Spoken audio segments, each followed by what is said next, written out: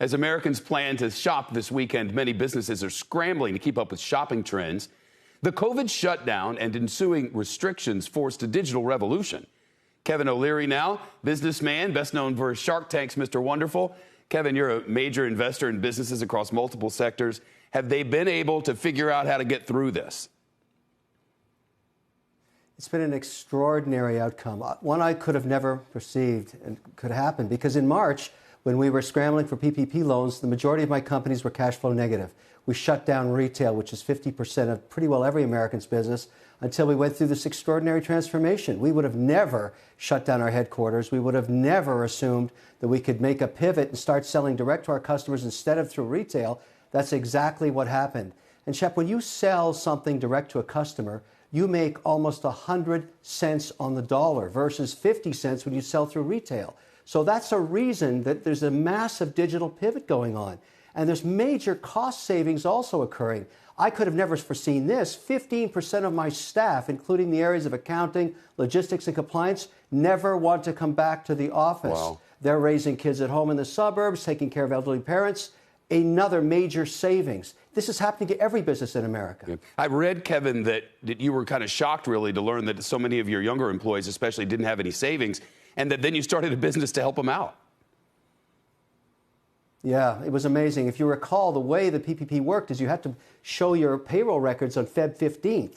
And that's when I learned that almost 90% of my young employees and my managers, people in their late 20s and early 30s, had basically 2 weeks of salary set aside. They had invested nothing. We have failed in financial literacy. That's a huge mistake to explain to them. You've got to start saving. So I put together an app called Beanstocks that invests the same way I do. It uses ETFs, and it's asking every one of them to put $100 a week aside right out of their bank account, right out of their paycheck, and start thinking for the future. Because if you look at the markets over the last 150 years and you get the average return during your life, and you only put $100 aside, you retire at 65 with $1.5 million in the bank.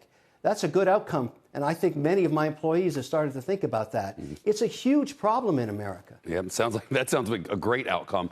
You know, we're kind of interrupting with the news tonight, a Shark Tank marathon that started after the markets closed this afternoon. You've been on the show for 11 years. What do you think it is that keeps people coming back and back and back, no matter what the economy? Well, everybody's trying to figure out the magic of Shark Tank. It's extraordinary going into its second decade. But I think it's one thing, Shep. It's the magic, the pursuit of personal freedom, the American dream encapsulated into a 1-hour show. I don't know what's going to walk through those doors. You don't. And we go through the exploration together.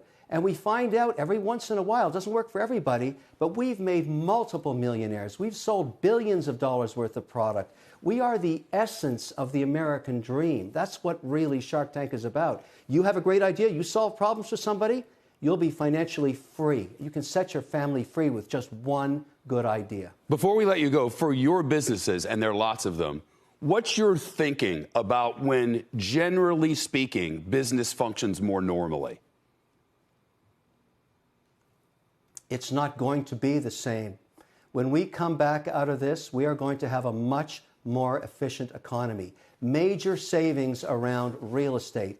Business travel, Shep, I guarantee you, my own personal experience, we're going to be saving between 20 and 50% next year. We don't need to fly to see a buyer anymore. We do it on a Zoom call. We have technology like DocuSign. We use CrowdStrike for all of what we're doing in security. We use Shopify platforms. The world has changed. What happened in 9 months was supposed to take 5 years. Even Nike's numbers, they've now got a third of their business worldwide direct to consumer. They don't need retail as much anymore. The world's changed and the market senses it. The reason it's at all-time highs is it knows when we return, the new digital America 2.0 is going to be more productive, have higher cash flow, and be very, very much better off than it was pre-pandemic. It's hard to say a pandemic that kills people has a silver lining, but that's what it was. Shepard Smith here. Thanks for watching CNBC on YouTube.